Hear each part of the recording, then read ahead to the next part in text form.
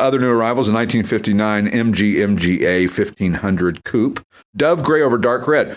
Doesn't sound great until you see it in person. Mm-hmm. Dove gray is a good color on this car. Beautiful. It's really, and this is a great little entry level. I like car. those a lot. They are a lot of fun to drive.